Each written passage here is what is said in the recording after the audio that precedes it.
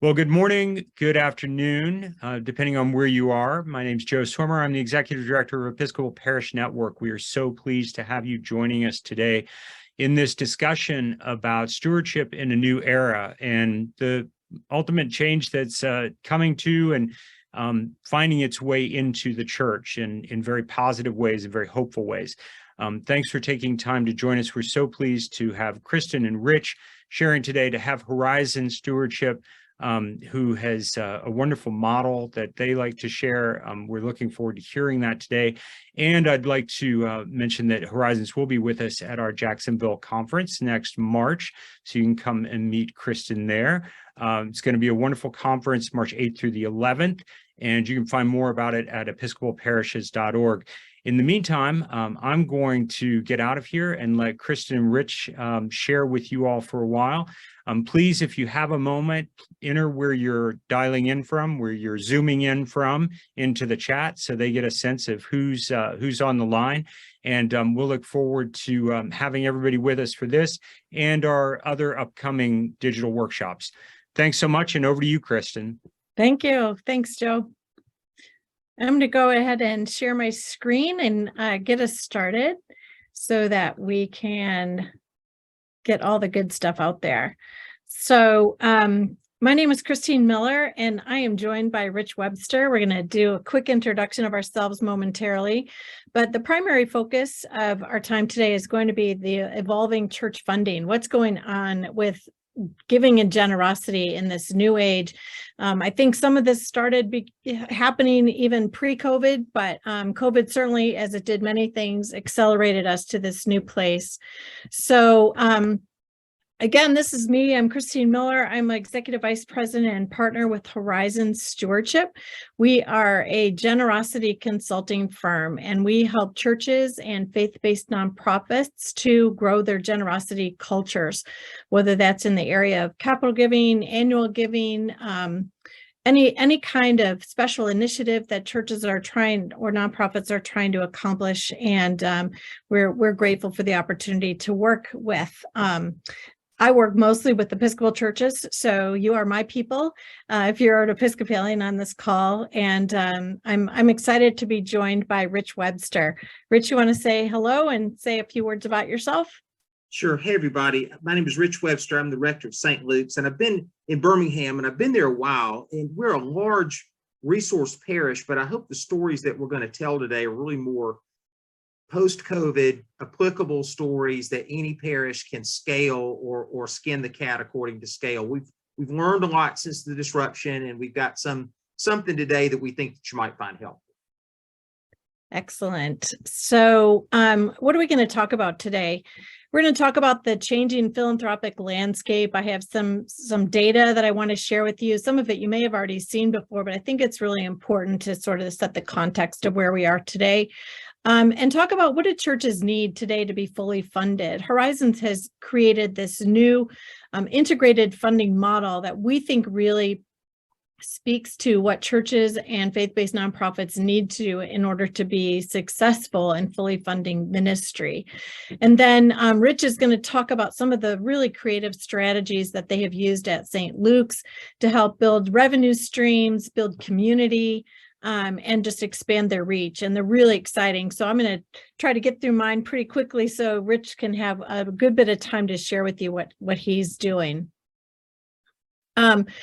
So changes in the giving landscape really matter. What's going on in the world of philanthropy absolutely impacts what happens in the life of the church and faith-based nonprofits. As you can see, this is data from Giving USA. Many of you, again, have seen this probably before, but giving has continued to grow year over year in almost every year, with the exception of a couple of recessionary times. In 2021, giving actually rose about 4%. That was not adjusted for inflation, but it continues to creep up year over year. This is the charitable pie, so to speak, and it demonstrates which areas of philanthropy or which causes receive what percent of that charitable pie. And the thing you notice immediately is, wow, religion gets 27% of all charitable contributions. Man, that sounds great. Well, let me tell you, that isn't bad, but back in the early 80s, it was 56%. So we have been going on a steady decline from the 80s to now, from 56% of all charitable contributions going to religious organizations down to just 27%. So we're definitely losing traction. In the meantime, the number of 501c3 or nonprofit organizations has continued to grow exponentially. And so we are most definitely in competition with some of these other philanthropic causes. This kind of shows you that chart I was saying. If you look at that kind of light yellow bar at the top of each of these, that's how much of the charitable pie was going to religious organizations. And you can see in the early 80s, it was 56.4%. And now this one only goes to 2019, but as of 2021, we're actually down to 29%. So we are definitely losing ground in the charitable giving arena. One of the other things that has changed is the share of the number of people in that middle income group.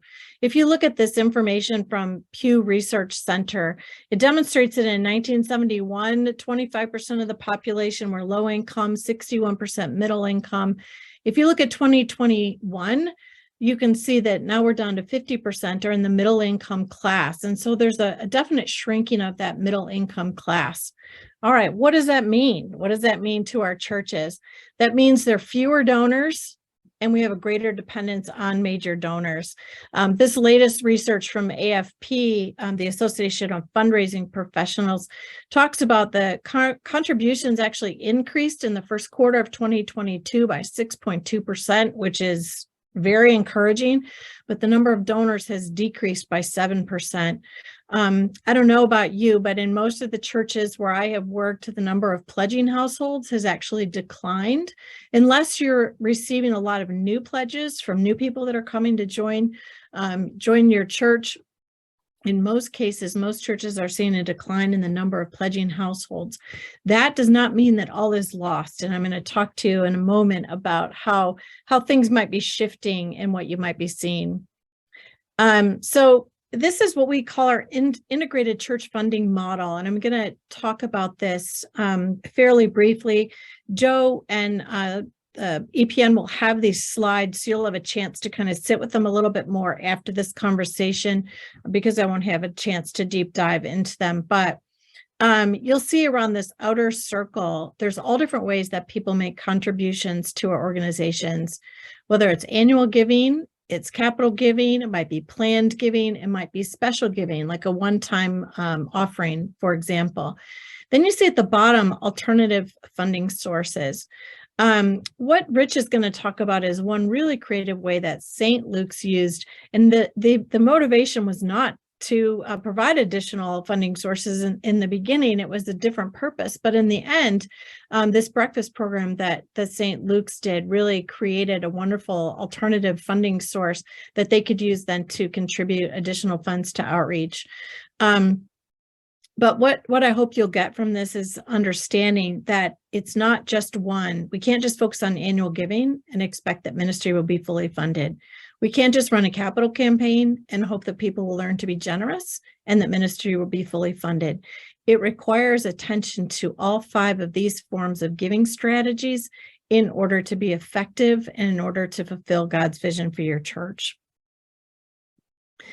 The other piece of this integrated funding model is this round sphere of disciplines, we call them.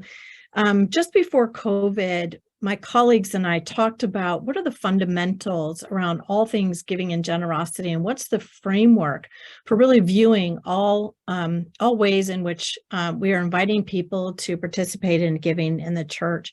And we came up with these 5 disciplines, and we've really been living them out over the last few years and found them to be really, really solid and helpful. The 5 None of them is more important than the other. They're all equally valuable and important, and each of them has an implication to each of the 5 areas of funding strategies.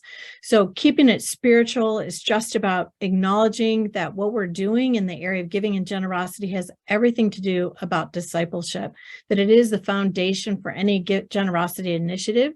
Is what does giving and generosity have to do with our relationship with God? Measuring effectiveness is also really key. Understanding whether or not the strategies that you put into place are actually moving the needle. Making the ask. During COVID, of course, making the ask was primarily through the church's websites. And so we evaluated hundreds of church websites over 2020 to assess the effectiveness of those, of the ask. Telling your ministry story is about connecting donor dollars with your church's ability to make a difference in the world, helping the donor to see in kind of business terms the return on investment. So letting them know that when they invest resources into your ministry, that you're actually doing great work with those dollars. And then last but not least is building donor relationships. If I had to choose one besides keeping it spiritual, I would say building donor relationships is just essential. Without knowing our donors, without knowing what our donors want, without taking the vantage point of the donor, churches often fail to really engage donors in a meaningful way. And hopefully Rich will share a little bit of what he does to build donor relationships, which I think are just awesome. The next slide is just sort of the combination of all of these things together, and just to be mindful that stewardship and generosity, I'm sorry to say, it's not getting easier, it's getting more challenging. But when you do the things to create donor relationships, when you keep it spiritual, when you tell your ministry story, you make the ask and you measure your effectiveness, in all 5 of these giving strategies, you will find that your culture of generosity shifts and change in meaningful and important ways. And the donors become more deeply engaged in what you're doing and more invested in the outcome. So it's not one thing, it's not just one thing, it's everything working together. And this model, I hope you're getting from this, that this is the synergy that develops when we use all 5 of these disciplines as a framework for looking at all of these generosity strategies. The synergy that results from that is truly amazing and can help fund our ministries. So that was a really quick overview. I want to turn it over to Rich to share a bit about what he's been doing at St. Luke's. And again, as he said, and I just want to reiterate this, whether your ASA is 50 or your ASA is 800, it doesn't matter. These things that Rich is talking about, I think many of them are very scalable and can be used to add to your ministry and make you more effective in how you're engaging your donors. So Rich, the floor is yours. Oh, Christine, thank you. Okay, and thank you for reminding everybody that even though St. Luke's is a big place, I want you to use your own imaginations in your own world. So ASA is average Sunday attendance. I just saw that on the chat. So I want you just to use your imagination in your place and see if something that I'm saying might translate or be possible for you. I want to talk to you about something that we stumbled upon in the fall of last year. The fall of 2021, St. Luke's was beginning to return to, with disruptions, of course, like everybody else, in-person worship. People were antsy to emerge after what had been the hard lockdown of the year before. We were all sort of trying to figure stuff out, and we needed to figure out what to do with Sunday morning breakfast. We were ready to return to that integral part of our Sunday morning lineup. You know, I'm fortunate to serve one of those churches that has breakfast on a Sunday morning. I like to joke that breakfast is aspirational in the Episcopal Church, right? If you could smell bacon during the 8 o'clock service, you've arrived. And our breakfast lineup was like everyone else's who does breakfast. We had breakfast volunteers who would serve in a steam line. I think our breakfast window was small. It was something like 8:50 maybe. That's the end of the 8 o'clock service to about 9:20. And then everybody goes to Sunday school. And even though we have a big church, we didn't really reach a whole lot of people. We had our breakfast junkies, and we had the breakfast people who had been doing it, you know, for for generations, perhaps the grandparents and the grandchildren. And then, of course, the acolytes would eat breakfast. And so you saw some stalwarts. The volunteers were always the same ones. Okay, so this is what we did up until 2020 when we went into the hard lockdown. To put it quickly, we all had to make adjustments. We all had to learn how to do online worship. We all had to learn how to do things in the year 2020. Well, one of the things that we did, we were fortunate enough to have a cool chef who had a kind of a cult following, had retired and joined our church from the Greek Orthodox Church. He came from a Greek restaurateur family and said, "Hey, Rich, I think it would be cool if we made our kitchen, while the church is closed, a retail kitchen." Now, this is where we're going to go into the accident that we learned from. Retail kitchens means that it's Board of Health certified, which means that you've got to have a food handler's license to go in there. So all the volunteers, right, Miss Minnie and old Jack and all the people that had been, serving cheese grits for generations, they couldn't go back in there until they went online and got a food handler's license and learned to wear gloves and a hat. And what's the temperature of fish? I mean, there's a test that you've got to take. And so we had suddenly, in the fall of 2021, realized that we had locked out volunteers out of the kitchen. Now, in 2020, when we became a retail kitchen, we began a new ministry that I'll be happy to answer questions about, which is just an aside. On Wednesday evening, we have Wednesday night takeout suppers, and that's our takeout. That is our Wednesday night ministry, is prepping, cooking, and serving a takeout restaurant. And I literally walk the cars, and I get at least 50 touches on a Wednesday night, saying hello to people, asking about their mother's surgery, talking to kids, petting dogs. I mean, that's my job, is to warm up the front of the house. And that's what I do on Wednesday nights, as opposed to the old traditional Wednesday night program, if you had one. So that's another story. Happy to tell you about it. But here we go. It's fall 2021, and they want breakfast again. But here's the problem. We can't have untrained volunteers in the kitchen. And two, we're still a little weird about COVID and buffets, right? So what we decided to do, and here's where the story, I think, gets good.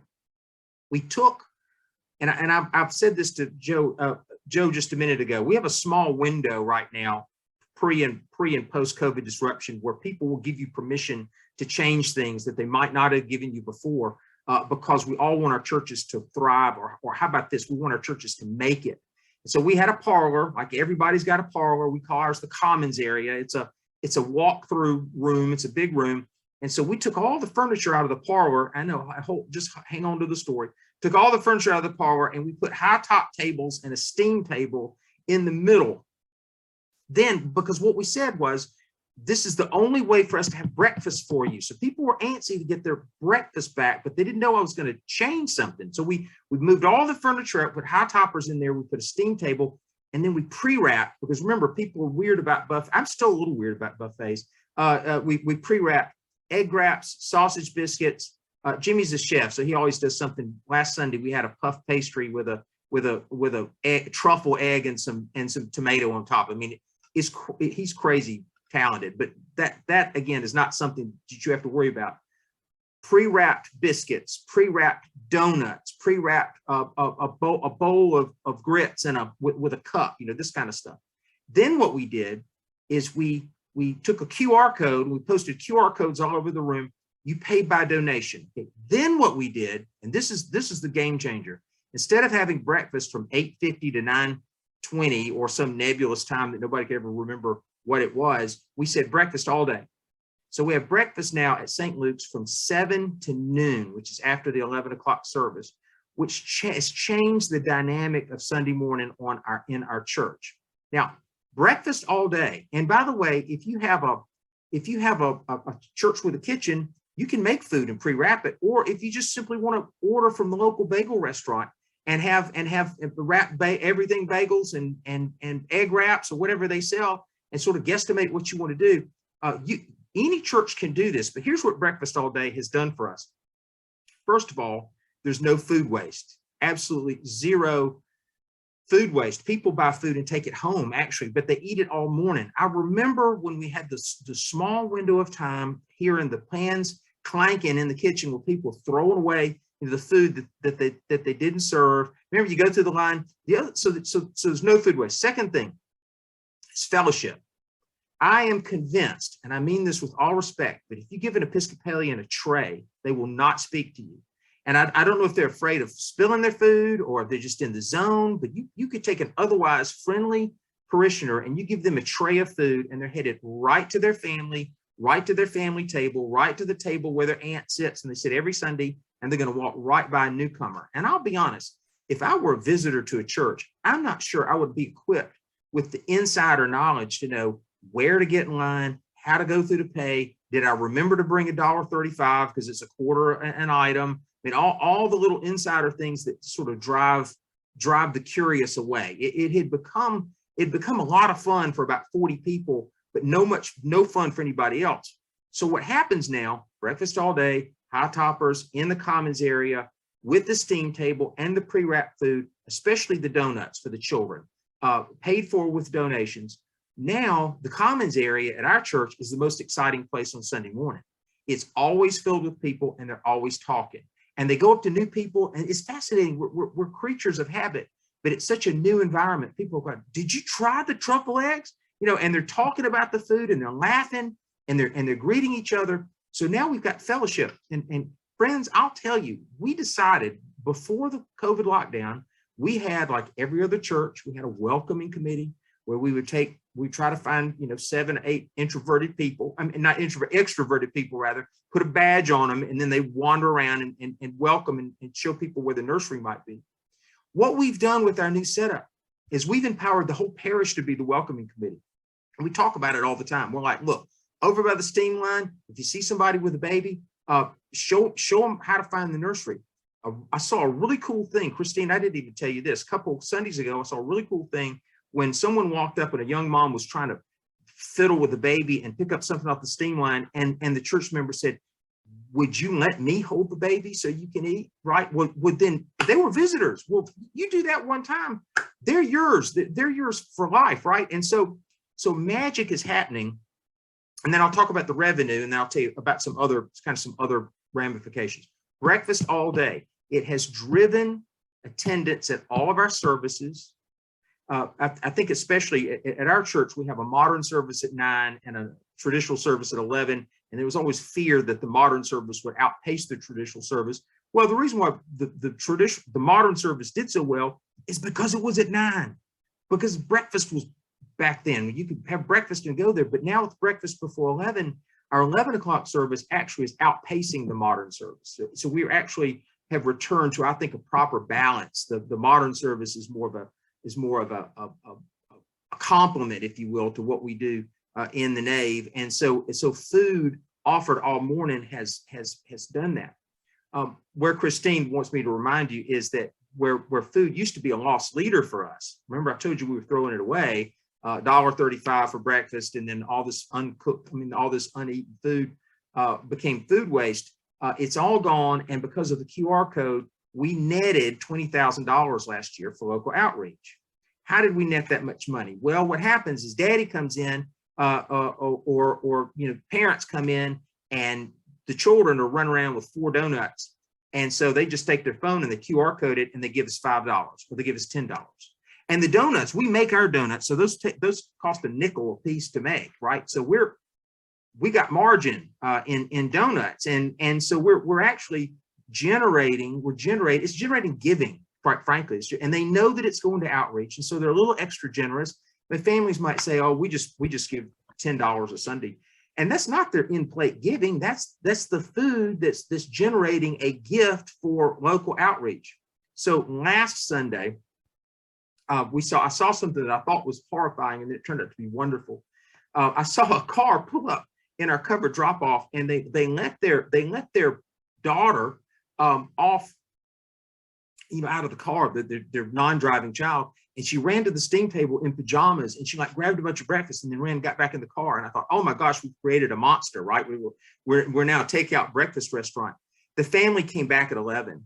They just came at 9 to pick up the food from St. Luke's that they love, but they came back at 11 to church, which has gotten me thinking that St. Luke's is now becoming something a little more, as Christine likes to say, donor driven. We're giving them permission to touch us where they want to touch us. Hospitality and food are allowing someone to pick the way they want to do Sunday morning, and that's really okay.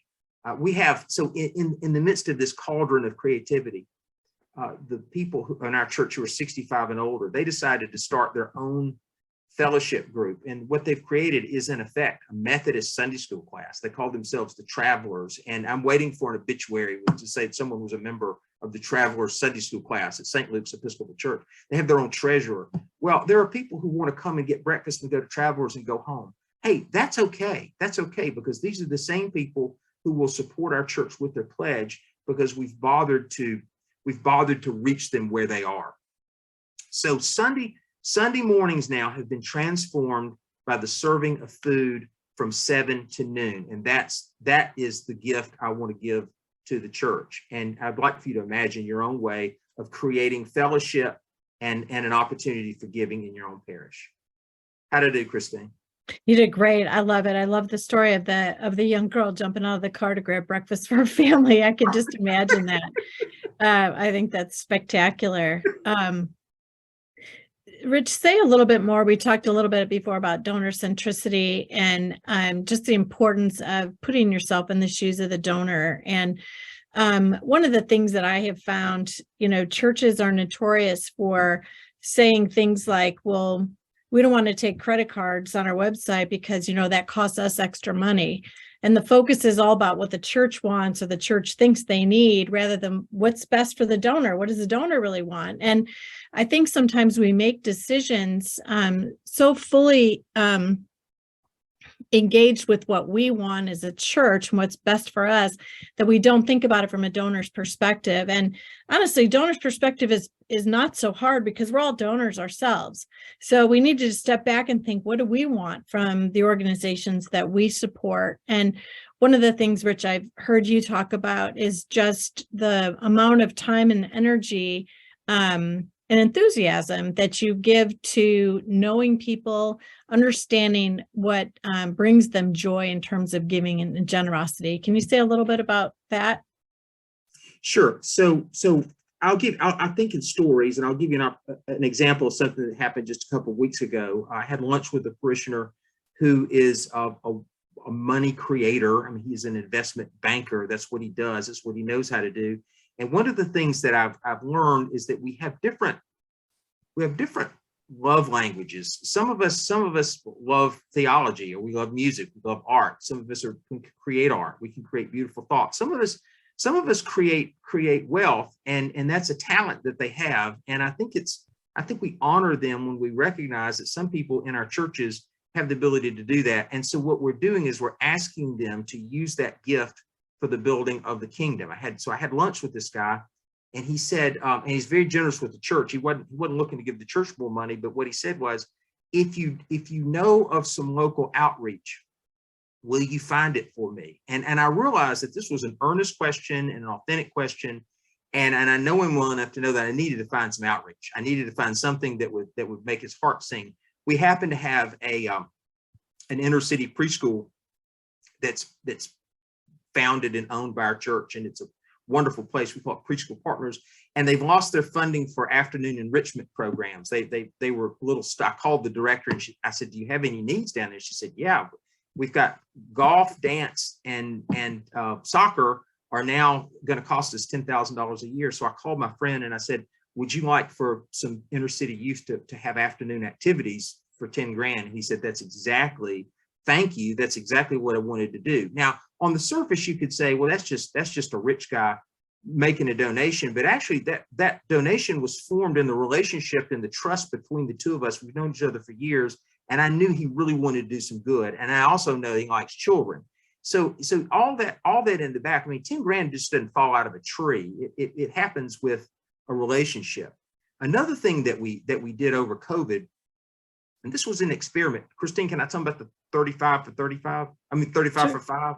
Yeah. Before you move on, though, I want to just follow up. There's a couple questions in the chat related to what you just talked about. Okay. Now, one of the questions is, have pledges increased with the additional $20,000 in food ministry? And also a question about, well, it's not really a donation if it's I think the point this person was trying to share is that's not a gift of generosity or a donation if it's a purchase, it's a transaction. So I think, first of all, I want to just clarify, we're not talking about donations when we're talking about the food thing. It's not for increasing donations. It's about increasing fellowship and engagement. And my guess is that you've got that person who gave you the $10,000 for your preschool. While, yeah, it was a restricted gift for that particular purpose, I'll bet because you understood that donor's needs and you directed that person in a way that gave their gift significance and meaning, they probably became more engaged with St. Luke's and are fully continuing to pledge and provide resources to St. Luke's ongoing ministry. Am I right about that? Absolutely. And also, please remember, in my own enthusiasm for the project, I'm not a restaurateur. This is not the point's not the restaurant. The point is fellowship. The point is glue that gets people out of bed in the morning to come to your church. Now, I would submit that it is a donation when someone gives you $10 for 3 donuts worth 15 cents. And we all know it. We know the game we're playing, and they know that the net is going to outreach. So everyone is aware that what we're churning is an outreach experience. So yeah, it's all creating, every time you create a moment at church of joy, you're sort of putting it in a bank for your donors, because they remember that this is a life-giving. They've all got things that are going after them now, and because of technology, everyone else but us is reaching them for their money, and this includes the hospital and United Way and their university and everybody else. And so, how can our churches be that first thing they think of? As I like to say to our members, please remember St. Luke's as your first gift, and then everything else can fall into place, or increase St. Luke's in your own path to philanthropy. I suspect that most of our people who bother to pledge, they probably tithe. They just don't tithe everything to our churches. And so if they can increase that portion of their giving outside of themselves, which I believe given to God, then we can have meaningful engagement in that way. I mean, this is just real stuff. Did I answer the question? Yeah, I think it's really important what you said. Most of our donors in the Episcopal Church are giving, of our financial leader donors, those who provide the majority of income for our churches, are probably giving to 7 to 9 and in some cases many more charitable organizations in addition to the church. And what you just said is your conversations with donors invite them to think of St. Luke's as their primary philanthropy, and then give to the other ones. Don't take it away, but just make sure that St. Luke's, because where your treasure is, there your heart will be also, and their hearts are going to St. Luke's. I forgot to say, so in answer to the question, have pledges increased? We're beginning to see, that's the question. This is still a new enough project where we're beginning to see pledges. We are ahead in our collections for this fall. But what I do want to tell you, that what I have seen right away is in fall 2022, and Christine, you've seen our church, so you know what I'm talking, where I'm talking about. We are laboring to capture all the new members or the new visitors that are coming on a Sunday morning. We are a hot church right now, and we're particularly hot with families and children. Now, when I was a young parent, I brought my children to church. I think that post-COVID, because this particular cohort was pretty disrupted, there was just a big report in the newspaper last week about the National Report Card. Children have been affected by the disruption. Math is down, reading's down. Well, also they're longing for interpersonal connection, and churches are a great opportunity to offer a touch to someone's children. This food is bringing families to church, and a lot of these children are bringing their families Sunday after Sunday. I'm seeing now, again, we've got holes. Some demographics are still slow to come back after the stop, but those with little ones who like to eat a sugar donut and go to Sunday school, we're awash in children since we've been doing breakfast. And I can't say it any more strongly than that. I mean, we're almost, when the Children's Chapel cross goes through and you see 30, 40 children, I mean, even though we're a big place, we're Episcopal church. We didn't have that many children before, and we're a little agape. So you don't do it you're not doing it to create wealth. You're not doing the breakfast to create wealth. You're doing the breakfast to create joy. And then from the joy comes the giving. Christine, if you'll let me tell you, another thing we did over the COVID lockdown is we played a game. And this is what got me in relationship with our donors. The game was 35 for 5. We decided to locate 35 families who we believed had the capacity to donate $35,000 a year for 5 years, to give us a floor on our budget of $1.2 million or whatever that adds up to be. Now, knowing that some of these families give more and would give more, we end up with a floor of about $1.4 million. Well, that was the idea of an insurance salesman who said, and by the way, this is a lesson for a preacher. He said, people don't buy insurance, you sell insurance. Well, I'm not so sure that people buy the church anymore. I think we sell our importance to people, and we get out there and we make people remember that they need a good church in their life. So to get the 35 for 5 over the COVID break, I just got on the phone. I didn't have anything else to do all day. And I got on the phone to talk to people, and I called them. Or if we could, we would have lunch together outside in the courtyard if the weather was nice. This was back in the distance days. So basically what the family said again and again and again and again is, Rich, I didn't know you needed it because you never asked me. And no one was offended. Even the few families that said, that's a little rich for my blood, they still increased their pledge. So increases in pledges don't come from breakfast. Increases in pledges come from relationships. And when you can go to a business person's office, you go to their office and ask them, what keeps you up at night? Wow, how many employees do you have? Dang. Would you consider St. Luke's? Don't forget us because we really need, we're not back yet for after COVID, or whatever honest story you've got. They respond because that's the language that they speak. So I think I've said enough of that, Christine.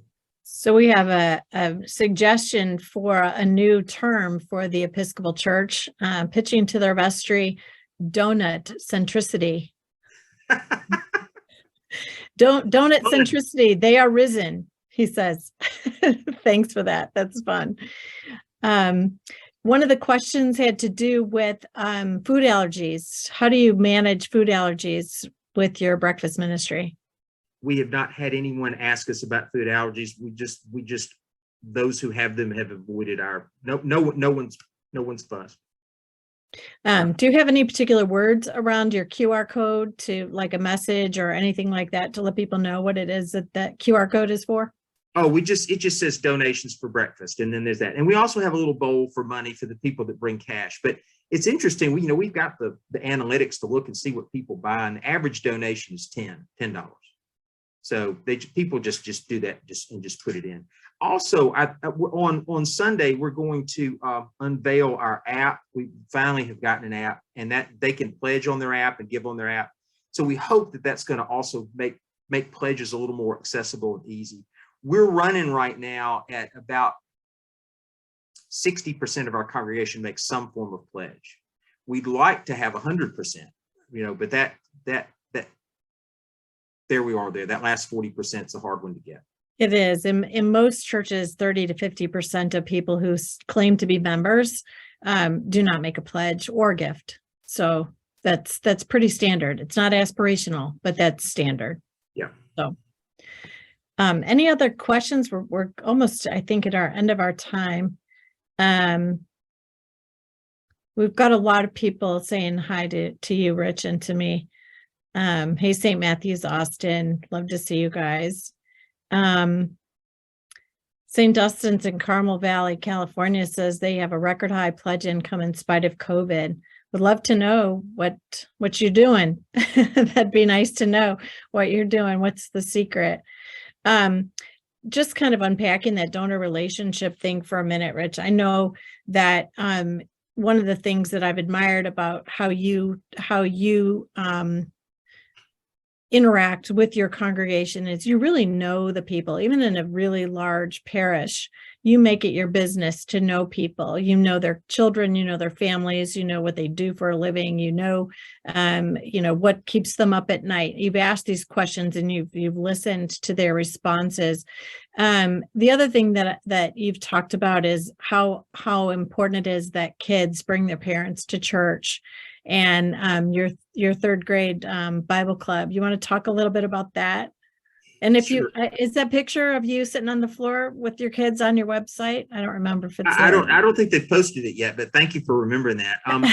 So we're generalists in our church, and I do think that the congregation has responded to our working hard for them. I want all y'all to hear me say this. I take plenty of time off. I told Christine I take naps in the office. I mean, I'm not a workaholic, but we've chosen to prioritize what we think is important to the congregation. One of these is we're near, and many of our churches are near schools. So we have hosted for our neighborhood an afternoon Bible club. Bible club is anything that goes from 3rd grade through 6th grade. It's broken down 3rd grade, 4th grade, and then Club 56. And someone asked me when we started this was a COVID idea. They said, Rich, that sounds Baptist. What is that? I said, well, it's Bible and it's a club. And so what I do is sit on the floor with 3rd graders and we look up Bible verses and we read them and we talk about them, and I give them candy and they love me and I'm smitten with them. But what's great about it is that the whole staff leads Bible club. And so all of our priests do Bible club. I'm not the only person who does Bible club. And it's been really enriching. As I mentioned to you, if a donor knows that we are reaching children, a donor will respond to a church with that kind of heart. I'm not doing it to, I'm only doing it for the children, but it's all part of that relational wheel that Christine just showed you. I mean, it's gospel and it's kind and it's a thoughtful part of the week. And so for the donor, for the potential pledger to say, well, if it's important for Rich to teach my 3rd grader, it's important for me to write out the pledge card when he asked me to. And I think that's been sort of the driver of the joy. We also, not to the neglect of our seniors, we also do a lot of seniors ministry, including a respite care program for Alzheimer's that has been absolutely transformative because it's used all of our seniors, taking care of each other. Again, like the children, that's a creation of a relational church that wants to support each other and give to each other, as opposed to, just stroking a check for something that you might need on Sunday. I agree. So a couple of other questions or comments here in the chat. Somebody's talking about the disparity in participation in the Episcopal Church based on geography. Now I'm here in Michigan and Rich is in Birmingham, Alabama. I've worked with Episcopal churches all over the country, not on the west coast, but I've gotten pretty far west in my ministry. And I can tell you that's true. In the North, church is not what we do. It's just kind of it's something it's on the side. It's not part of our DNA as it is as much as it is in the parts of the South.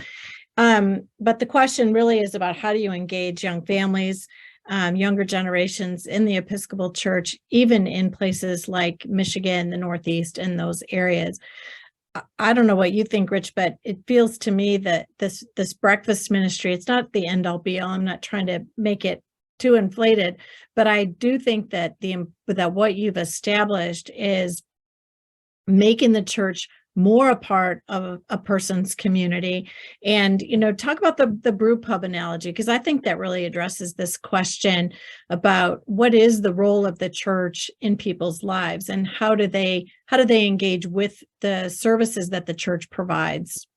Well, all of our cities have brew pubs in them, and microbreweries are some of the success stories. I would say that a brew pub is probably the perfect post-COVID disruption business right now because it's nimble and it's not affected by the challenges. Rather, it turns them into opportunities. For example, I have a friend who has a little restaurant and he's chained to it. He can't get anybody to work there. It has no servers. He works 24/7. He's burning out. Business will likely fail. It's your traditional restaurant with table seating, table service. A brew pub's different. Brew pub is you go up to a counter. There are 4 or 5 people who handle food, the drinks, and then it's an open space, right? And they use their space in a creative way. Hours are kind of long and distant, lunch in the evening. So that a brew pub in Birmingham, especially with our weather is more mild than a lot of y'all's. But what happens is it's a place where you can take your dog, you can take your children, you can take your parents, You can meet friends after work. You can have a party there. I mean, there are all kinds of ways you can do it. So what we've done at St. Luke's is we've created the space around our worship to be open and inviting enough, but malleable enough so that people are now touching us the way that they want to touch us. I said this at the very beginning.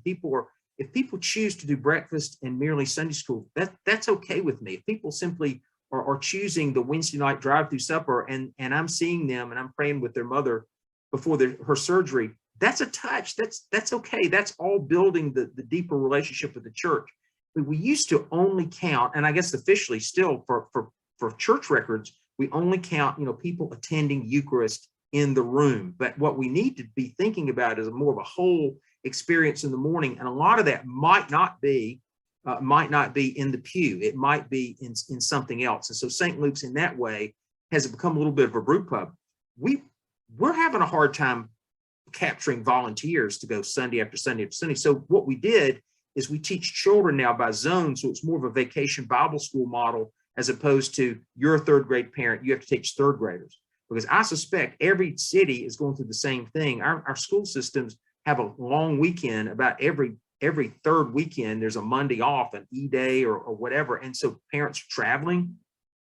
So it's really hard to get volunteers to do something Sunday after Sunday after Sunday. So with that model that I'm talking about, we're using fewer people to do kind of bigger box things, Christine. That's what I'm trying to say. Well, and I think you said this earlier, but I recall you talking about that basically you're trying to do things more effectively and more efficiently and getting rid of some sacred cows, getting rid of some things that have been there because you've always done it that way, and really evaluating program by program, what's the effectiveness, what's the labor intensity of this from a staff perspective, and how do we choose the things that we get the biggest bang for our time and energy? I tell the staff this all the time. Please don't justify your existence. You don't have to check every box every day, and fill your calendar with little scheduled events. Let's do fewer things well. Let's focus on what the members really want. And also, and I have to say this, on a Sunday morning, I say this to the staff, it's about them. It's not about us. I had a conversation with our foundation board this morning, and they were debating on gifts to the foundation. And they said, well, we have a foundation that does not contribute to the general fund. It does outreach. We're all about outreach. We do outreach everywhere. And the debate was, well, should someone be allowed to name a fund, say at $50,000, a legacy gift, or should be allowed to name a fund, or should all funds be anonymous? And I said, the answer is yes. If they want to name a fund, let them name a fund. And if they don't want to name a fund, we don't have to. Let's let them tell us what they want to do rather than define what we are. And then you meet us at that bar. Christine, I hope I told them right.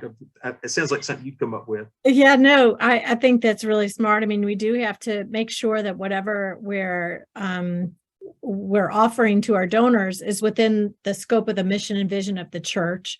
Most churches have a one-eyed dog fund with about $10,000 in it that they will never spend for any reason because some donor gave it and they named it after their Right. dead grandma. And that's not helpful. But I think what you've just given an example of is being donor centric. You already know that it's going to be within the parameters of your foundation and Right. what the foundation's objectives are. And if somebody wants to name a fund within that, as long as they're not restricting it for purposes that aren't within the scope of the foundation, why not? It makes the donor happy. Why not? Well, if the donor wants a named fund so that their children will continue the philanthropy, then that's their choice. Absolutely. Right? Absolutely.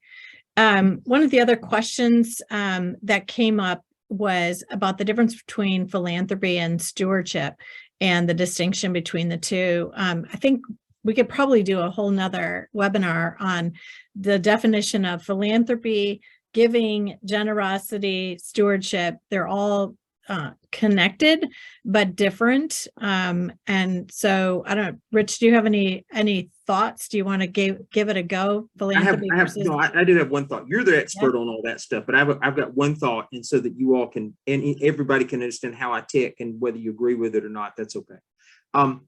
I think that stewardship language oftentimes is coded. We have a language of our guild where we talk about biblical tithing and stewardship, and we use theological buzzwords that people who don't live in our world, which is to say that people live in the world of business or finance or just whatever, running the gas station.